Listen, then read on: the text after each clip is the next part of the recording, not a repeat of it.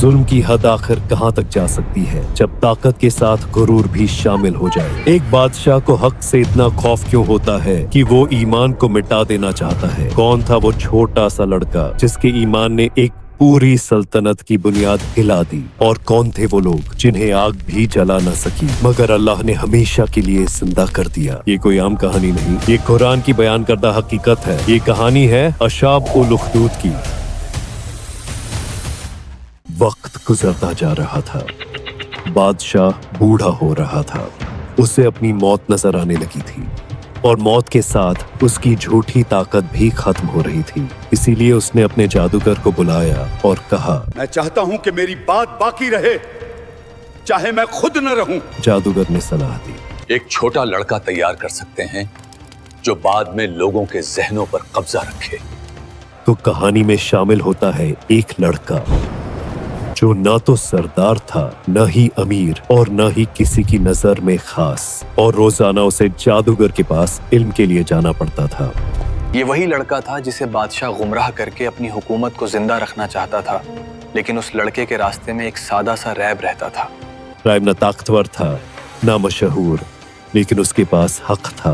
राइब लड़के को अल्लाह की पहचान देता, उसे बताता कि सच्चाई सिर्फ एक है। लड़का दो रास्तों के दरमियान खड़ा था, एक झूठ जो चमकता था और एक सच्चाई जो खामोश थी।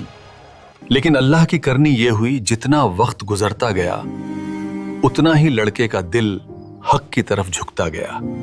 उसे महसूस होने लगा कि जादूगर सिर्फ धोखा देता है, जबकि राइब सिर्फ अल्लाह पर भरोसा सिखाता है। एक दिन लड़के ने दुआ की, ऐ अल्लाह मुझे हक दिखा दे।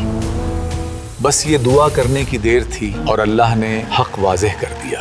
अल्लाह के हुक्म से लड़के के जरिए मोजिज़ात जाहिर होने लगे, अंधे देखने लगे, बीमार शिफा पाने लगे। लोग हैरान थे, लेकिन ये हैरानी धीरे धीरे ईमान में बदलने लगी। ये बात बादशाह तक तो जानी ही थी। फिर बादशाह ने जब सुना कि उस लड़के के जरिए लोग अल्लाह पर ईमान ला रहे हैं, तो उसका अहंकार टूटने लगा। उसे एहसास हो गया कि अगर ईमान फैल गया तो उसका तख्त गिर जाएगा। उसने लड़के को बुलवाया, उसे धमकाया, उसे अज़ाब दिया, मगर लड़का सिर्फ एक बात कहता रहा, मेरा रब सिर्फ अल्लाह ही है। बादशाह ने हुक्म दिया कि लड़के को पहाड़ों से गिरा दिया जाए, तो ऐसा ही हुआ। उसको पहाड़ से धक्का दे दिया गया, लेकिन लड़का अपने ईमान पर पुख्ता खड़ा था। अल्लाह ने उसे बचा लिया। फिर बादशाह ने हुक्म दिया कि इसे समंदर में डाल दिया जाए। अल्लाह ने फिर भी उसे महफूज रखा। अब बादशाह समझ चुका था कि इस लड़के का ईमान पक्का है। लड़के ने कहा, तुम मुझे तब तक नहीं मार सकते जब तक कि तुम लोगों के सामने अल्लाह का नाम लेकर मुझे नहीं मारते। बादशाह ने लोगों को जमा किया, अल्लाह का नाम लिया और तीर चला दिया। अल्लाहु अकबर। तो वैसा ही हुआ, लड़का शहीद हो गया। जैसे ही लड़का शहीद हुआ, लोगों का ईमान और पुख्ता हो गया और वो एक साथ पुकार उठे, हम उस लड़के के रब पर ईमान ला चुके हैं। ये आवाज बादशाह के लिए तलवार से ज्यादा तेज थी। बादशाह ने गुस्से में हुक्म दिया कि बड़े बड़े गड्ढे खुदवाए जाएं। फिर उनमें आग भड़का दी गई और कहा गया, ईमान छोड़ दो वरना आग तुम्हारा इंतजार कर रही है। मगर मोमिनीन कायम रहे और आग में गिर गए। उन लोगों में एक माँ थी जिसकी गोद में दूध पीता बच्चा था, जो कि रुक गई थी। लेकिन अल्लाह की तरफ से मौजूजा हुआ कि बच्चे को बोलने की ताकत मिल गई और बच्चे ने कहा, ऐ माँ सब्र करो, तुम हक पर हो। माँ आग में घिर गई।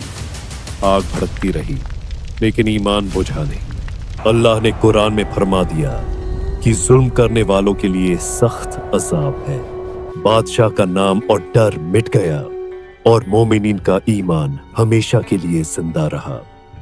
ये वाकया हमें सबक देता है कि जुल्म कभी जीत नहीं सकता, ताकत कभी हक को मिटा नहीं सकती, और जो अल्लाह पर कायम रहे उसे दुनिया जला सकती है लेकिन शिकस्त नहीं दे सकती। कमेंट में अपनी राय दें कि आपने इस वाक़े से क्या सीखा, और ऐसी ही और हकीकत भरे वाक़यात के लिए चैनल को सब्सक्राइब करें।